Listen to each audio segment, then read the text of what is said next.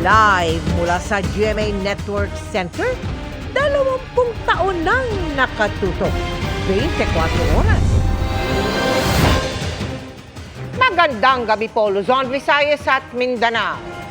Nagliparan ang ilang bubong at nagtumbahan ang ilang puno sa Batanes dahil sa bagyong Julian na bumabayo pa rin doon kaya nakataas ang signal number 4. Posible pang lumakas at maging super typhoon yan ngayong gabi dahil sa mabagal nitong kilos. Wala pa man yan, katakot-takot na bugso ng hangin at malakas na ulan ang naranasan sa probinsya. At nakatutok si Ivan Mayrina. Rinig na rinig ang pagugupit ng malakas na hangin. Nasinabayan pa ng ulan sa bahagi ito ng Batanes sa gitna ng pagragasa roon ng bagyong Julian. Sa lakas ng bagyo, itinaas doon ang signal number 4.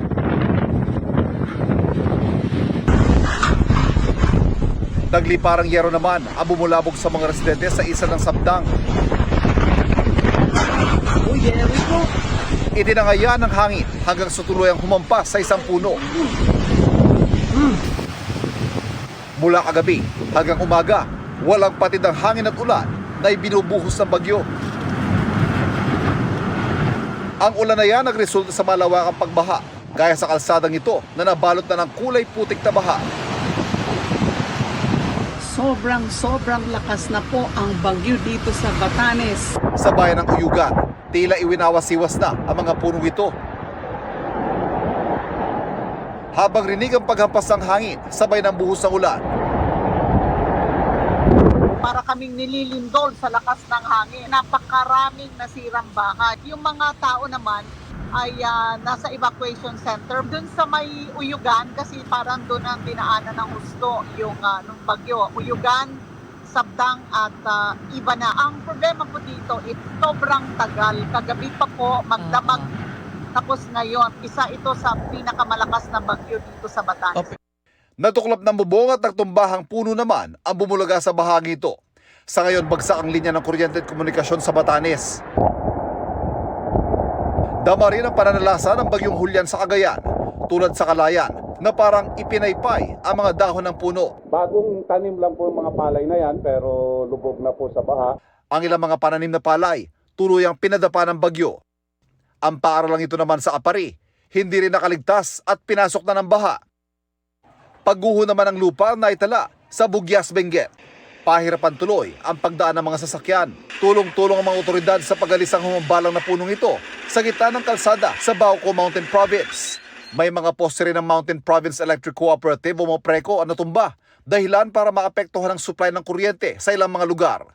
Dahil sa epekto ng bagyong Julian, nagpakawala na ng tubig ang Ambuklaw, Binga at Magat Dam. Para sa GMA Integrated News, Ivan Mayrina, nakatutok, 24 oras. At dahil pa rin sa malakas na bugso ng hangin, nasira ang isang eroplano sa Batanes. Wasak ang harapang bahagi at naputol pa ang mga pakpak ng 5-seater plane na ito sa Basco Airport. Ayon kay Batanes Governor Marilu Cayco, noong Biyernes itinali sa 2 truck ang eroplano para di sana tangayin ng hangin. Wasak na dike, pag-apaw ng ilog at iba pang pagbaha ay dinulot ng bagyong Julian sa iba pang bahagi ng Luzon. Mula sa La Union, nakatutok live si Jasmine Gabriel Galban ng GMA Regional TV. Jasmine? Mel, aabot na sa mahigit 2,000 pamilya ang apektado ni Bagyong Julian dito sa Region 1. 14 na kalsada ang binaha dahil na rin sa tuloy-tuloy na buhos ng ulan. Samantala sa ngayon, tuloy-tuloy yung distribution ng relief packs ng mga LGU sa iba't ibang probinsya sa Ilocos Region. Hindi na madaanan ang Abot Bridge sa boundary ng Barangay Lanao at Malasin sa Banggi, Ilocos Norte. Sa lakas ng rumaragas ang kulay tsokolating tubig, pangamba ngayon ng mga residente, baka masira ang kanilang tulay. Sa bayan naman ng Adams, tuluyan ang nasira ang Bolo River Flood Control Project. Ang ilang bahagi nito nagkabitak-bitak pa. Binahari ng ilang bahay sa barangay Ruot sa Dingras. Tumataas kasi ang tubig sa irigasyon. May mga inilikas din sa bayan ng Vintar dahil sa baha. Mahigpit na binabantayan ang Bislac River, lalo't malalakas ang buhos ng ulan dahil sa bagyong Julian. Hindi rin makadaan ang mga sasakyan sa spillway dahil sa pagtaas ng antas ng ilog sa Quirino, Ilocos Sur. Sa hanging bridge dumadaan ang mga residente para makatawid. Mga residente sa 5 barangay ang apektado. Kanselado rin ng flights sa Lawag International Airport. Ilang kalsada ang baha at ilang pamilya rin mula sa barangay 32-C Lapas ang inilikas. Pagguho ng bahagi ng bundok sa sitio between Barangay Lineng, Likuan ba ay abra naman ang problema. Isang linya ng kalsada ang natabunan pero agad ding nagsagawa ng clearing operation. Malalakas ang alon pero di napigilan ng ilang mangingisda sa Dagupan, Pangasinan na pumalaot. Hindi namin inisip yung bagyo, basta importante makakuha kami ng pang-ulam na kakain sa talong araw, isang beses. Malalakas ang bagyo. Pag may kaya ng bangka namin, sasagupay namin yung mga ganun ng alon lang. Nakabantay naman sa baybayin ng mga kawani ng City Disaster Risk Reduction and Management Office. Binabantayan din ng Marusay River sa bayan ng Calasiao. Maaring tumaas pa po kasi medyo mabagal yung pag-alis ni Julian. Lagi tayong nakahanda dyan at lagi tayong nakikipag-coordinate sa mga barangay para kung sakaling magkaroon ng pagbaha ulit. Isa sa mga bahaing barangay ang Lasip, kaya ang mga residente handa na raw sa posibleng pagbaha. Itatas namin yung mga gamit namin. Tapos hindi naman masyado, kung talaga mataas-taas, talaga ililipat ko na doon. Pinaghahandaan na rin ng mga residente ang unti-unting pagtaas ng antas ng tubig sa Buod-Kayanga River sa San Fabian. Baka tumaas yung mapaw, kailangan na namang lumipas. Binabantayan din ng iba pang river system sa probinsya.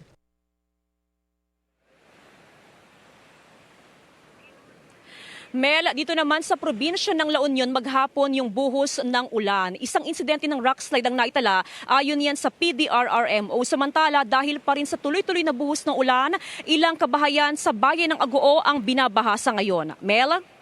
Jasmine, kamusta ang sitwasyon sa mga inikutan ninyong evacuation center? Jasmine? Actually, Mel, sa ngayon, ayon sa Office of the Civil Defense, yes, Mel.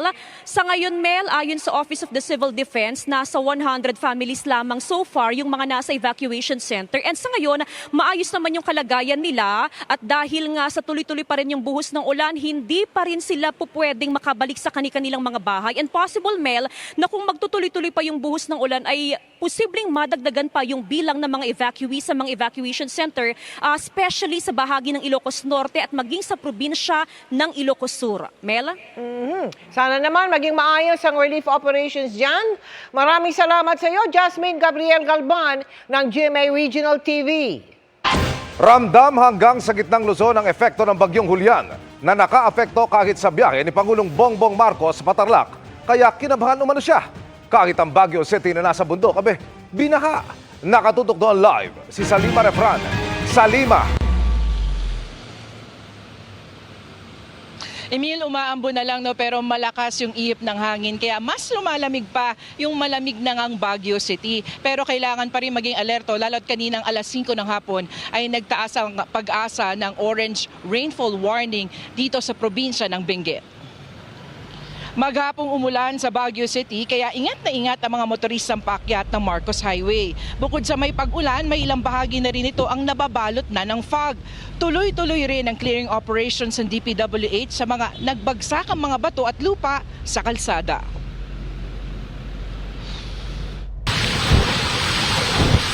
Sa lakas ng buhos ng ulan kagabi, hindi na nadaanan ang bahagi ito ng Nagilian Road sa Barangay Irisan, Baguio City.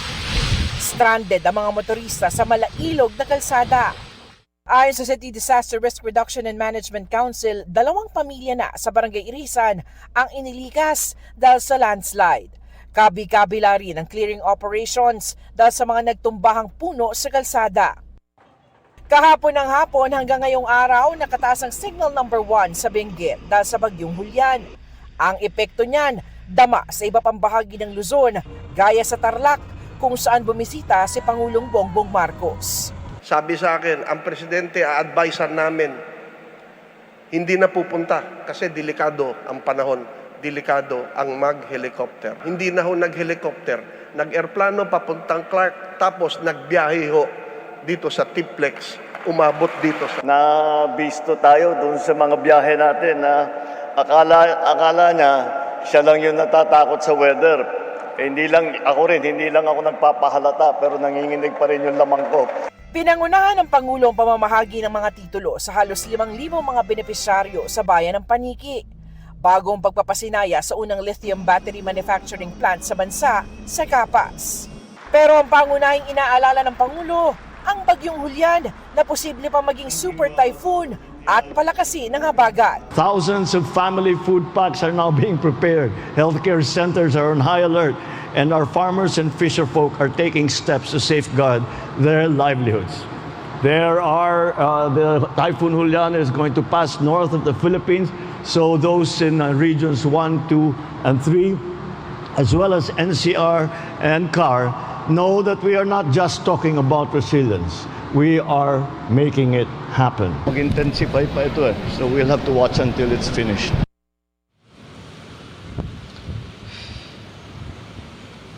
Emil, nakikiusap nga ang Pangulo sa mga mamamayan, partikular na yung mga dadaanan ng bagyo o maaapektuhan ng bagyo at maging ng habagat ng iba yung pag-iingat.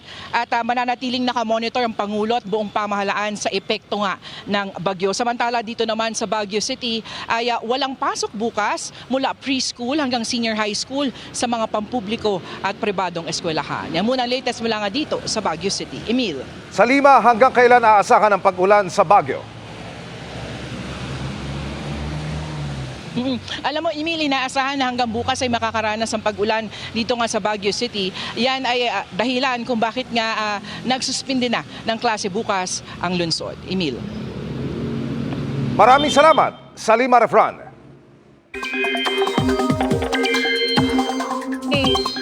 Maki-update na tayo sa Bagyong Julian at ang magiging lagay ng panahon sa bansa kasama si Amor La Rosa ng GMA Integrated News Weather Center. Amor? Salamat, Miss Mel. Mga kapuso, anumang oras ay posible pang lumakas bilang isang super typhoon ang Bagyong Julian na halos maghapong binaybay ang extreme northern Luzon. Signal number 4 pa rin po ang nakataas dyan po yan sa bahagi ng Batanes, habang signal number 3 naman sa northern at western portions ng Babuyan Islands. Signal number 2 dyan po yan sa northern at western portion ng mainland Cagayan, natitirang bahagi ng Babuyan Islands, Apayao, Abra, Kalinga, Ilocos Norte at ganun din sa northern at central portions ng Ilocos Sur. Signal number 1 naman po ang nakataas sa natitirang bahagi ng Ilocos Sur, La Union, Pangasinan, Ifugao, Mountain Province, Benguet, natitirang bahagi ng mainland Cagayan, ganoon din dito sa Isabela, Nueva Vizcaya, Quirino, northern portion ng Aurora at pati na rin ang northern portion ng Nueva Ecija. Bukod sa malakas na hangin at mga pag-ulan, matataas na alon din ang mararanasan sa mga baybayin po ng Northern Luzon, kaya hindi po muna pwedeng pumalaot yung maliliit na sasakyang pandagat. Huling namataan ang mata ng Bagyong Julian sa layong 95 kilometers, yan po ay sa west-southwest ng Itbayat, Batanes. Taglay po nito ang lakas ng hangin nga abot ng 175 kilometers per hour at pagbugsong papalo naman ng 215 kilometers per hour. Pa-west-northwest po ang pagkilos ito sa ngayon, sa bilis naman na 15 kilometers per hour. Sa forecast track po ng Pag-asa, base po ito sa 5 p.m. latest bulletin ng Pag-asa, magtutuloy-tuloy po yung pagkilos ng Bagyong Julian pakaluran o di kaya naman pa-northwest, saka po ito unti-unting magre-recurve o liliko bukas papunta po dito sa may southwestern coast ng Taiwan. Posibleng saglit muna yang sumilip dito po sa labas ng ating PAR, pero saglit lang po sa may gilid lamang at babalik din agad sa loob, saka po itong magla-landfall dito sa bahagi ng Taiwan na pagsapit ng Miyerkules. Inaasahang sunod po nitong tatawirin ang mga kabundukan ng Taiwan, kaya posibleng bahagyang humina ang Bagyong Julian. Sabi po ng Pag-asa, Huwebes pa ito posibleng makalabas ng ating Philippine Area of Responsibility. Mga kapuso, idagdag ko lang nasa loob po kasi ng ating PAR itong bahagi ng Taiwan. Kaya kahit po yan ay tumbukin na itong Taiwan, nasa loob pa rin yan ng ating Area of Responsibility. Sa ating namang satellite image, kitang-kita po yung mata nito nga Bagyong Julian, pati na rin po yung eye wall o yung paligid po niyan kung saan po yung matitinding mga pag-ulan at hangin na dala-dala nito. Ganito po kalawak yung sirkulasyon ng Bagyong Julian at yung outer rain bands po niyan na bahagi naman ng trough nito nga bagyo, yan po ay hagip din ng ilang bahagi pa ng Luzon kahit po walang nakataas na wind signal. Base nga sa datos ng Metro Weather, magpapatuloy po yung mataas na tsansa ng mga pag-ulan Dito po yan sa may Batanes at pati na rin sa Babuyan Islands. Ganon din dito sa Ilocos Provinces, Apayao at ilang bahagi pa ng Cordillera. Halos magdamag po yan mamaya at maaari pong maghapon pa rin bukas. May heavy to intense rains pa rin kaya po mataas pa rin ang banta ng mga pagbaha o kaya naman po ay landslide. Kaya doble ingat pa rin para sa mga kapuso natin dyan. Posible rin ang mga pag-ulan sa bahagi po ng Pangasinan, ganon din sa may Zambales, Bataan at iba pang bahagi po ng Central Luzon. May mga kalat-kalat na ulan din dito po yan sa bahagi ng Mimaropa at pati na rin sa Calabarzon. Dito naman sa Metro Manila, may oras po na medyo mainit o maalinsangan ng panahon pero may chance pa rin po ng mga pag-ulan kaya huwag pa rin kalimutang magdala ng payong. May mga pag-ulan din po sa natitirang bahagi pa ng ating bansa, lalo bandang hapon. Kasama po dyan ang Samar and Leyte provinces. Ganon din sa Negros Island region. Inaasahan po dyan yung mga malalakas sa pag-ulan at pati na rin ang halos buong Mindanao. Posible rin po ang mga matitinding buhos ng ulan dahil po yan sa thunderstorms. At yan ang latest sa lagay ng ating panahon. Ako po si Amor La Rosa. Ito ang GMA Integrated News Weather Center. Maasahan anuman ang panahon. Walang sasantuhin ang PNP sa muling pagbubukas ng investigasyon sa pananambang sa isang dating opisyal ng PCSO noong 2020. Kasunod yan ng impormasyong mga dating pulis ang ilang sangkot umano. At nakatutok si June Veneracion.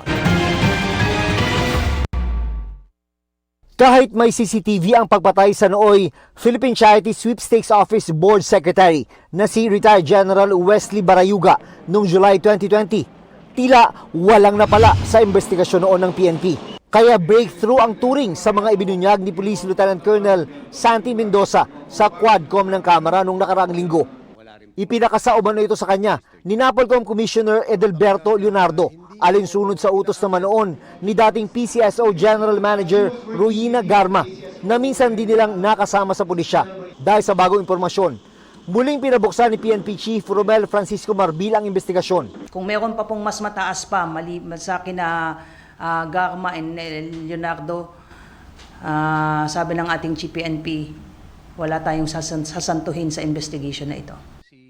Ipapatawag sa investigasyon ng PNP CIDG ang whistleblower na si Mendoza at ang kanya umanong informante na si Nelson Mariano na kasama umano sa planong pagpatay.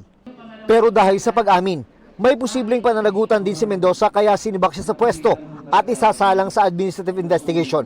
Gayunman, mahigpit na babantayan ng pulisya ang kanyang seguridad dahil sa bigat ng mga isiniwalat.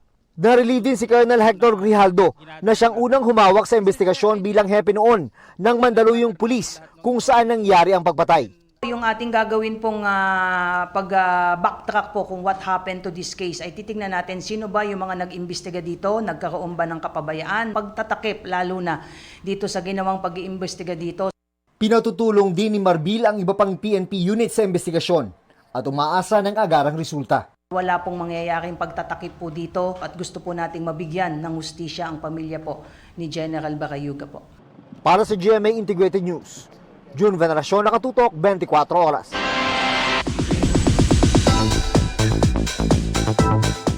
Exciting Monday, chikahan mga kapuso! Mapapanood sa Family Feud sina Catherine Bernardo, James Reid at Ellie Buendia. Kaya lalong inspired ang host na si Dingdong Dantes na kakapanalo lang sa Asian Academy Creative Awards at galing sa Italian trip with Marian Rivera. Makichika kay Larson Tiago. Before we start, we would like to congratulate Dingdong for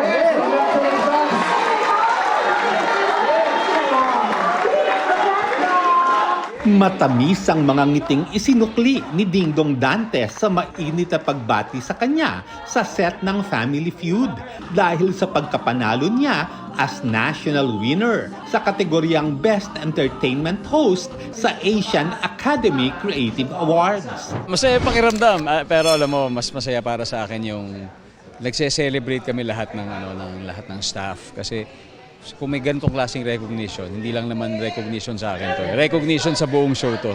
Ganado at inspirado si Dong sa blessings na natatamasa ng Family Feud. Kaya bilang pa-thank you sa viewers, October Best ang inihanda nilang line-up of guests. Kasi minsan talagang may mga bisita tayo na bihira lang natin maimbitahan dito hindi lang sa Family Feud kundi sa GMA katulad ni Catherine Bernardo, 'di ba? Ni Andrew E. Di ba? Si Ellie Buendia, isipin po si Idol Ellie Buendia, si James Reid. So marami po mga guests na bibisita sa atin this October. Kadarating lang din ni Ding Dong at ng asawang si Marian Rivera mula sa Italy kung saan dumalo sila sa Milan Fashion Week. Okay naman, ako ang nagsilbing dakilang chaperone at saka tagabuhat at saka alalay ng aking misis habang nagtatrabaho siya doon. Nagkaroon ba sila ng oras para makapamasyal? Wala, konti lang, baka siguro mga half a day, pero pinakamahalaga, nagawa niya yung trabaho niya doon, and we're very grateful that her hardworking team came along with us. So masaya yung mga nangyari doon. Gustuhin man ni Dong at Yan, hindi rin daw sila pwedeng magtagal sa Italy. Siyempre, kailangan na tayong magtrabaho ulit dito. Family Feud, hindi pwedeng iwanan. Yung The Voice, nandyan at Amazing Earth. Plus of course, yung dalawang kids, pumapasok pa rin sila. Lars Santiago, updated sa Showbiz Happening. Hinabol ang ilang barko ng Pilipinas ng mga barko't bangka ng China at inikutan pa ng isang helicopter ng China. Nakatutok si Darlene Kai.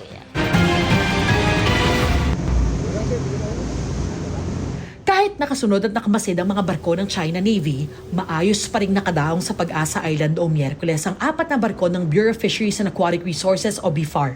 Ang BRP Datu Pagbuaya, BRP Datu Bangkao, BRP Datu Romapenet at BRP Datu Matanam Taradapit. Pero sa routine maritime patrol ng BFAR kinabukasan, hindi bababa sa 10 Chinese militia vessels ang namataang nakapalibot sa Pag-asa Island.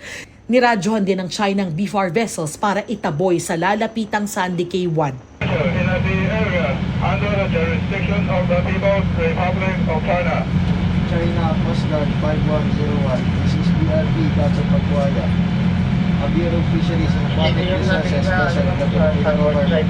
Conducting a lawful maritime patrol. You must stay clear of our route. Over. Maya-maya pa ay nagbaba na ng 2 inflatable boat ang China na may sakay na Coast Guard personnel na humabol sa BRP Datu Romapenet. Sumunod na rin ang 2 Chinese militia vessels. Ang isa humabol sa Romapenet. Ang isa naman sa BRP Datu Pagbuaya. Pagkatapos, lumipad ang helicopter ng China Navy at inikutan ng 2 barko ng BFAR. Papunta dapat kami sa Sandy Cay 1 pero hindi pa kami nakalalapit ay kaagad kaming inikutan ng helicopter ng China authorities. Pati na yung kasama namin na ibang members of the media, pati ibang kawani ng BFAR na nakasakay sa BRP Datu Romapenet kaagad na pinalibutan ng isang Chinese militia vessel, pati na ng 2 inflatable boat galing doon sa China Coast Guard vessel na may bow number 5101. Ang Datu Romapenet, pinagitnaan na ng isang Chinese militia vessel, 2 inflatable boat at helicopter ng China Navy. Hinarangan din ng China Coast Guard ang pagbuwaya, isang dangerous maneuver na maituturing. China Coast Guard 5101. Unsafe maneuvers and dangerous actions against the government of the Philippines and the Acting recorded in violation of international law and international law. Umiwas na lang ang BFAR vessel kaya walang banggaan. This is Chinese Navy Warship 528. You are approaching our station. China Navy 528. This is BRP Datu Romapenet, a Bureau of Fisheries and Aquatic Resources vessel of the Philippine government conducting a lawful maritime patrol. You must stay clear of our route. Over. Natuloy naman ang patrol mission sa Sandy Cays 1, 2 at 3 na nilayuan din ng China vessels. Pero sa resupply mission nila sa mga mangingisda sa Iroquois Reef kinabukasan, hindi bababa sa 20 Chinese militia vessels ang pumalibot sa BRP Datu Pagbuaya at BRP Datu Bangkao. Gayunman, hindi sila lumapit kaya tuloy ang pamimigay ng ayuda sa mga mangingisda. Sa Hasa-Hasa Shoal naman, 2 beses sinubukang itaboy ng China Navy ang BFAR vessels na may resupply mission. 2 beses ding hinabol ng helicopter ng China Navy ang BRP Datu Romapenet at BRP Datu Matanam Taradapit. Nararanasan din ng mga mangingisda ang panggigipit ng China. Minsan ma'am, pinapaalis bago minsan hinaharangan din. Naanakbo po kami ma'am, bago bigla kaming binalagbagan sa puruan namin. Siyempre, nag-neutral ako. Siyempre, hindi ko naman sila pwedeng banggain kasi bangga namin kahoy, di lalo kaming madudurog. Kami na lang po ang umiwas. Kaya ang dating 10 toneladang huli sa 15 araw na pangingisda, ngayon, 1 tonelada na lang. Nalulungkot mo kung medyo nagagalit. Siyempre, sa atin naman yan, bago pinagbabawalan tayo, siyempre, magagalit naman tayo. Bukod sa Iroquois at sa Hasa-Hasa ay nakapag-abot din ng tulong sa Marie Louise Bank. Mahigit 800 mangingisda ang nabigyan ng diesel at relief pack. Tinawag ng National Maritime Council na iligal ang mga hakbang ng China. That maritime area is within the exclusive economic zone of our country. Wala silang karapatang maghabol, wala silang karapatang intimidate yung mga civilian boats na nandun. Doon sila kabilis gumalaw dahil napakalapit ng Subiri. Doon nila tinatago o sinasabi natin ginagarahe ng kanilang mga Navy ships. Mula rito sa West Philippine Sea para sa GMA Integrated News, Darlene Kai, nakatutok, 24 oras. Sa kanyang pag-alis sa senatorial slate ng administrasyon, tinanong si Senadora Amy Marcos kung naging konsiderasyon ba ang pagkakaibigan nila ni Vice President Sara Duterte. May handa rin daw siyang gawin kung imbitahan ng Pangulo. Ang reaksyon naman ng Pangulo sa pagtutok ni Mav Gonzalez. Si Senadora Amy Marcos na mismo ang nagsabi, pag-withdraw sa admin slate ang ginawa niyang anunsyo na tatakbo siya bilang independent candidate sa election 2025. Naisip ko lang na ayoko pumanig sa isang partido, sa isang sektor, sa isang personalidad. It's a tremendous sacrifice to stand alone. But I need to be free to cross the line, to talk to all parties, and to get things done.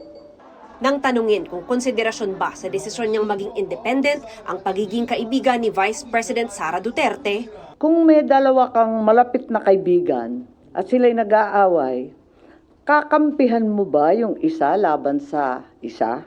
Siyempre, ang gusto mong mangyari, pagbatiin sila, magkausap sila, at ikaw na ang magiging daan para doon. At kung hindi pa sila handa na magkaisa, mag-iintay ka muna sa tabi. Hindi ka papanig dun sa isa. Di ako na namamangka sa dalawang ilog, at ayokong sinasabi yun dahil ako'y nagnanais na maging tangway ang pagtatagpo ng lahat ng ilog. Hindi pa raw niya nakakausap ang bise at kapatid na si Pangulong Bongbong Marcos. Hindi pa alam ng senador kung paano mangangampanya. Unang beses daw niyang maging independent candidate, pero bukas daw siyang pumunta sa kampanya ng administrasyon kung imbitahin siya ng Pangulo. Pag na-invite kayo ni Pangulo sa entablado niya, okay lang sa inyo? Okay lang sa akin, tignan natin. Pero alam mo, may tinanong siya sabi niya kung bahagi ka ng alyansa, babanatan mo ba ako? Di sabi ko, nagpaabot din ako ng message. Siyempre hindi naman kita binabanatan kahit kailan. Yung mga tauhan mo pa, yung mga ibang aligan, yung mga nag-aaligid dyan. Kanina sabi ng Pangulo, okay lang namang independent ang kapatid niya. Maski siya, tumakbo na bilang independent noon. That is her choice. I suppose it gives her a little bit more scope and freedom to make her own schedule and to campaign in the way that she would like to do. But, the Alianza is still behind her. We are still continuing to support her. And if down the road she chooses to join us in our campaign sorties, she is of course very welcome. Miyembro si Senator Amy ng Nationalista Party na bahagi ng Alyansa para sa Bagong Pilipinas. Makikipag-usap pa raw siya sa partido kung kailangan niyang magbitiw. Para sa GMA Integrated News, Mav Gonzalez, nakatutok, 24 oras. Nag-anunsyo ng kanyang kandidatura sa pagkasenador ang cardiologist na si Dr. Willie Ong. Sinabi niya yan sa isang Facebook Live mula po sa Singapore, kung saan siya ginagamot dahil sa sakit na sarcoma, isang pambihirang uri ng cancer. Ayon kay Ong, tatakbo siya bilang independent candidate. Asawa raw niya ang maghahain ng kanyang COC o Certificate of Candidacy sa araw ng Martes.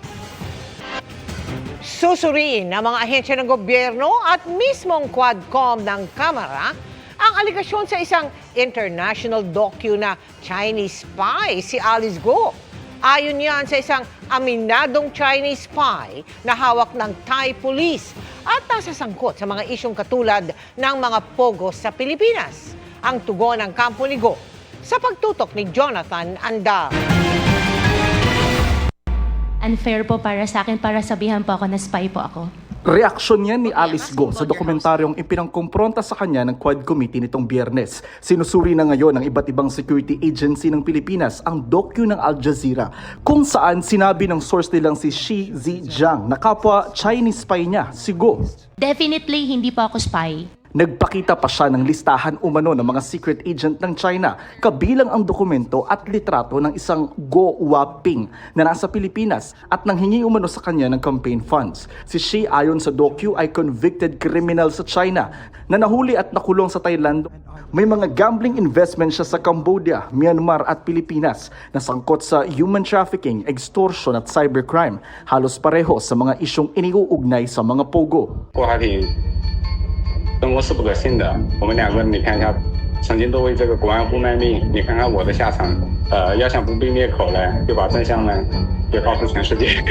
Hindi ko po siya kilala at never po ako humingi ng campaign fund entirely. Hindi po ako nasa picture at hindi rin po, Your Honor, ako yung sinasabi niya. Nang tuntunin ng team ng Al Jazeera ang address ni Go Waping na nasa dokumento, nakita nila ang local office ng Chinese Communist Party sa Fujian Province.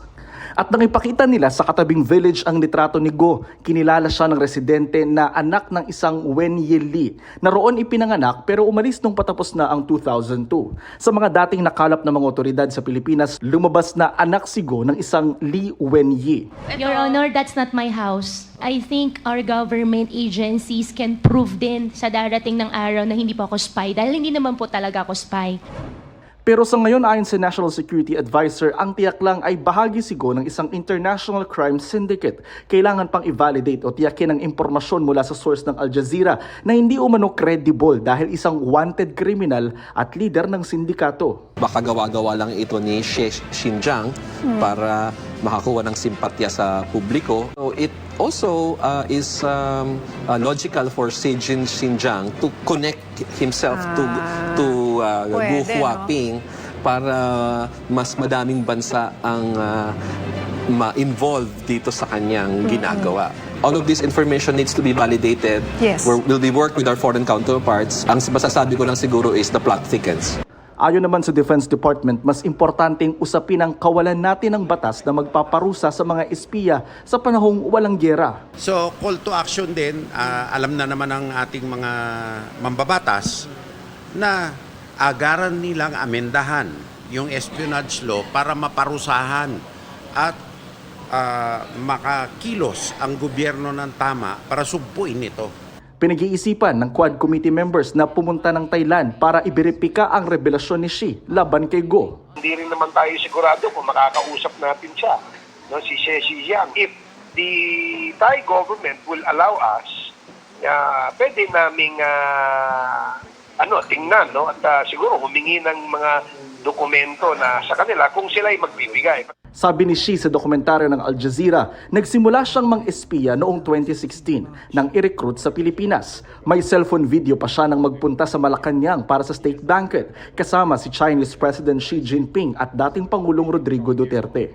Kung napainan tayo ng mga espiya talaga, nadala ng mismong head ng Chinese government. Pero sabi ng kampo ni Go, may impormasyon silang natanggap na AI o Artificial Intelligence lang ang nasa docu ng Al Jazeera. We are looking into options, possible legal remedies para po mapanagot and matingnan kung saan ba nanggaling yung allegations at saka yung mga documents na pinakita. Para sa GMA Integrated News, Jonathan Andal, nakatutok 24 oras. Bukas na ang simula ng paghahain ng Certificate of Candidacy para sa eleksyon 2025. Kaya kamustahin natin ang paghahanda sa lugar kung saan maghahain ng kandidatura ang mga national candidate. At nakatutok doon live si Sandra Aguinaldo. Sandra! Yes, Vicky, dagsanga yung mga tao sa ilang satellite offices ng COMELEC dahil last day of voters registration ngayon. At bukas naman ay magsisimula naman po yung filing ng Certificate of Candidacy ng mga tatakbo sa eleksyon 2025. Nanawagan naman po isang kongresista sa COMELEC na tiyaking mabuti na hindi makakatakbo yung mga hindi kwalipikado. Sa mall na ito, dagsa ang mga humabol sa huling araw ng pagpaparehistro para makaboto sa 2025 elections. Pati sinehan na ginawang waiting area na puno. Sa Barangay Batasan Hills sa Quezon City, puno rin ang 3 palapag na satellite office ng COMELEC na mga humahabol sa voters registration at nagpapare-activate ng registration. Nagsagawa rin ng voters registration sa Pag-asa Island sa Palawan. Hindi na ikinagulat ng COMELEC ang last-minute na pagpaparehistro. Nakakatuwa naman dahil humahabol yung mga kababayan natin, pero expected natin itong pagdagsana ito ng mga kababayan natin dito sa mga lugar kung saan ginagawa ang registration. Ang ating pong bilin kapag bandang alas 5 at meron pang mga nakapila, i-accommodate ang lahat. Pero ang mga lugar na apektado ng Bagyong Julian, binigyang laya ang mga election officials na i-extend ang registration ng 1 araw kung kailangan. Ininspeksyon na rin ng COMELEC ang The Manila Hotel Tent City kung saan gagawin ang filing ng Certificate of Candidacy o COC ng mga tatakbong senador at party list representatives simula bukas hanggang October 8. Ipinakita sa mga opisyal ang magiging daloy ng filing. Ito pong parting ito, dyan magre-receive ng party list. Dito po, Senator. Sa mga lamesang ito, titingnan ng COMELEC Legal Department kung kumpleto ba ang requirements ng mga nagpa-file ng COC. Kung hindi kumpleto, pwede naman silang bumalik sa ibang araw. At kung kumpleto naman, ay pwede na silang magpatuloy sa susunod na stage ng COC filing. Magkakaroon ng picture taking, haharap ang aspirant sa media, at pipirma sa panata para sa malinis at marangal na kampanya. Nasa 18,280 na elective position ang pagbobotohan sa eleksyon 2025, kabilang ang 12 senador, mga party list representatives, congressional district representatives, governor, mayor, sangguniang bayan member at iba pa. Basta kumpleto ang requirement, tatanggapin daw ng COMELEC ang COC. May tugon din ang COMELEC sa pagkabahala ng Quadcom ng Kamara na tatakbong muli si Banban Mayor Alice Guo. Dapat niyang tingnan ng mabuti ng COMELEC at ng ating mga ahensya ng gobyerno. Yung mga mga tao na may perpetually disqualified to hold public office na judgment, lalo na mula sa ombudsman, ang COMELEC po ay kaagad na pinapatupad. Yung ganyang klaseng pinapa-implement kaagad yung naging ruling na yan ng Office of the Ombudsman. Pwede may mag-file ng petition to cancel or deny due course yung candidacy. Dumalo naman si COMELEC Commissioner Nelson Celis sa pagtitipon ng election watchdog na kontra Daya.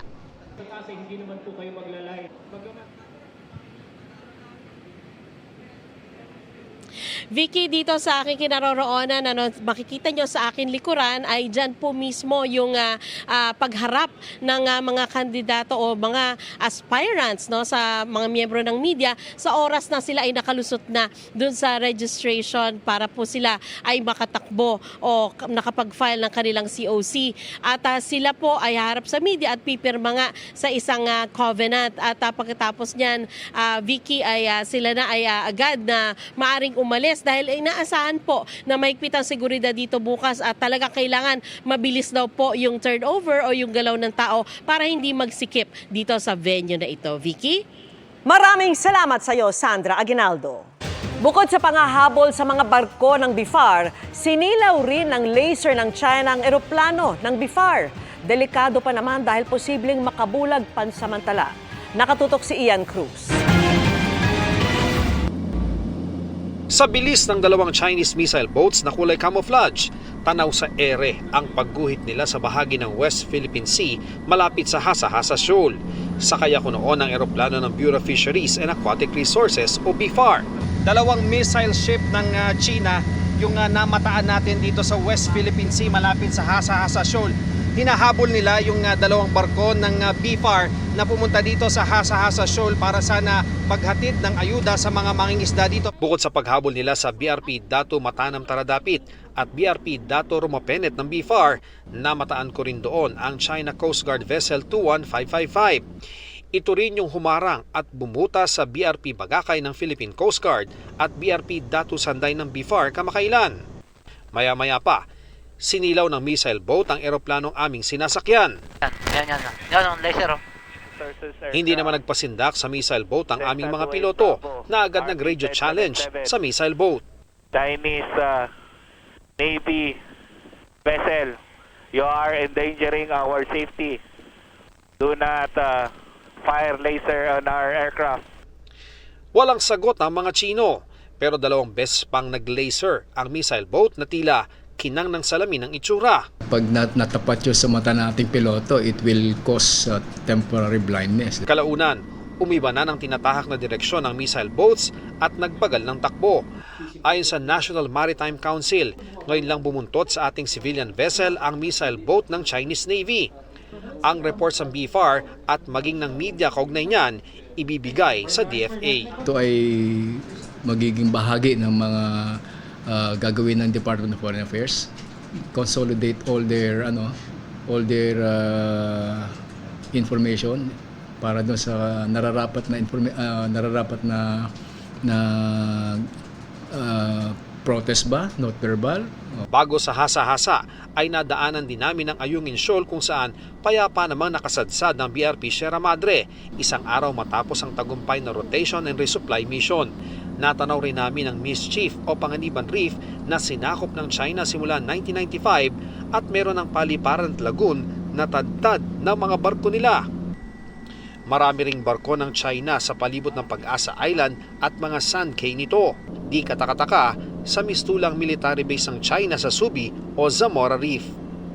Sa Iroquois Reef nga, merong 24 na maritime militia vessel at isang warship ang China. Sa kabila niyan, nakita naming tuloy lang ang BFAR vessels na Dato Pagbuaya at Dato Bangkao sa misyon nilang magbigay ng ayudang krudo at iba pang supplies sa mga mangingisda roon. Kapuna-punang malapit na ang mga barko ng China sa mainland Palawan sa 2 araw ng maritime patrol ng BFAR. Dahil namataan na Huwebes pa lang ang China Coast Guard 5202 at Chinese Warship 551 malapit sa Palawan. Kinabukasan ay niradyohan na sila ng aming piloto. You are inside the exclusive economic zone of the Republic of the Philippines at just 13 nautical miles west of the Palawan mainland. What is your intention inside the Philippine exclusive economic zone? Babala ng National Maritime Council. Non-negotiable yun pag pumasok na sila sa ating 12 nautical miles. Territory na natin yun. Now, we can already do more physical challenges. No? We can even board them. Para sa GMA Integrated News, Ian Cruz nakatutok, 24 oras. Puno ng pasasalamat ang puso ni Alden Richards sa panalo sa Asian Academy Creative Awards ng mga proyektong pinagbidahan niya. At dagdag blessing pa ang magandang feedback sa teaser trailer sa movie nila ni Catherine Bernardo na Hello, Love Again. Makichika kay Aubrey Carampel. Hello. 1 hot Americano, tall. 1 hot Americano for Joy. For Marie. Joy! Di lang bitin. Joy is gone. Nag-iwan din ng maraming katanungan ang 1 minute 30-second teaser ng Hello, Love Again. Andyan pa rin kaya ako sa puso mo. Masyadong mapanakit at maraming hugot ang baliktambalan sa big screen ni na Alden Richards at Catherine Bernardo at sequel ng kanilang blockbuster hit movie na Hello, Love, Goodbye. Basically, pinatikim lang namin sila ng kung ano ba yung meron. So abangan nila, may trailer pa tayo. Sa November 13, magsisimula ipalabas ang pelikula na collaboration ng Star Cinema at GMA Pictures. Bukod sa Hello, Love Again, excited na rin daw si Alden sa mga mangyayari sa pulang araw. Matapos kasi niyang makaranas ng torture sa kamay ng mga Hapon, mas magiging palaban ang karakter niya bilang si Eduardo na sasanib sa gerilya. Wala na talaga kaming pwedeng ibang pagpilian ni Mario ngayon. Kundi ang mamandok, sumapi sa mga gerilya at lumaban sa mga Hapon. Rest assured po na bubutihan pa namin ang paggawa ng programang ito at abangan nyo pa po, lalaban na tayo sa mga Hapon. Thankful din si Alden na nakatanggap ng pagkilala ang Kapuso family drama mula sa Asian Academy Creative Awards 2024 as national winner for Best Promo or Trailer category. Nakakatuwa na hindi lang tayo nakakakuha ng recognition sa local scene but also sa international. We are very humbled and we're very honored for this award. National winner din ang Magpakailanman episode na sa puso't isipan na kanyang pinagbidahan as Best Teledrama Anthology episode. This is also to raise awareness for mental health din. Sana mabigyan natin ng tamang alaga at tamang kalinga yung mga tao na dumadaan sa ganitong pagsubok. Aubrey Carampel, updated sa showbiz happenings. At yan ang mga balita ngayong Lunes. Ako po si Mel Tiangco. Ako naman po si Vicky Morales para sa mas malaking misyon. Para sa mas malawak na paglilingkod sa bayan, ako po si Emil Sumangil. Mula sa GMA Integrated News, ang News Authority ng Pilipino. Nakatuto kami 24 oras.